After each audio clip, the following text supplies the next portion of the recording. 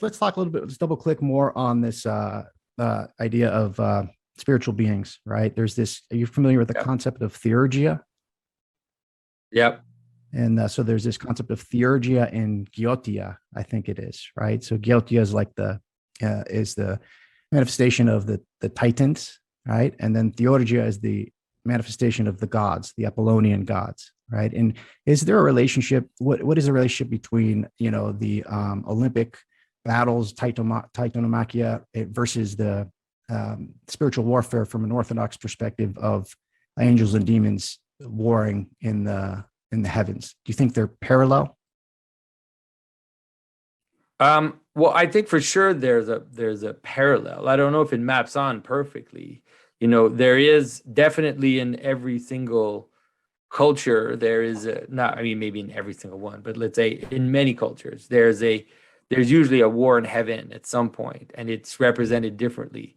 In the Greek tradition, what's interesting about the Greek tradition is that the very origin of the gods itself seems to be, it's as if the conflict seems to in a certain manner be seen from the point of view of the gods, but the point of view of like the demons, instead of the point of view of the heaven, the god of heaven.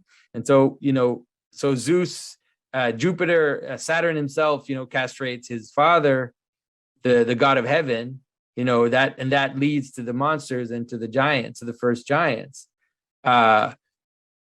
But then it's just a series of revolutions. And so the idea is that Zeus restores some kind of order, but he does so, it by in similar ways. And he also kind of devours his own children. Like there's different versions of it, where he was going to devour his children or he doesn't. And so you have this problem in the Greek pantheon. But for sure, I think that the Christian vision, is a better one because it doesn't imply revolution at the outset. You have an orderly procession of beings from the infinite into the world. And so you have this orderly hierarchy. And then in that hierarchy, there is, because of the separation from the origin, it means that the possibility of seeing yourself as self-sufficient is always possible because you're not the infinite God. And so because you're not, then you can see yourself as being, the top. And so the idea of the rebellion of Satan, or the idea of the rebellion of the angels at different moments in different versions of the story, is, I think, a better, more complete way of understanding the question of heavenly beings and how they interact with each other. And so a good way to see it, this is the way that I've been seeing it more and more, especially since Father Stephen de Jong has, it's kind of, in my mind, like justified my position by saying that St. Gregory Nazianzus has this image of the angels of the right hand and the angels of the left hand, and that the angels of the left hand are the demons, and that they're actually doing the work of God without knowing it, by being kind of like something like the wrath of God, or manifesting, the distancing from God.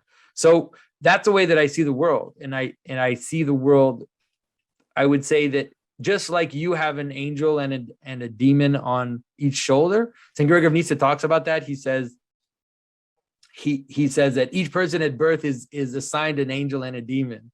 And it's like, just like, like in cartoons where you have the angel and the demon. But I think that I tend to apply that fractally at all beings.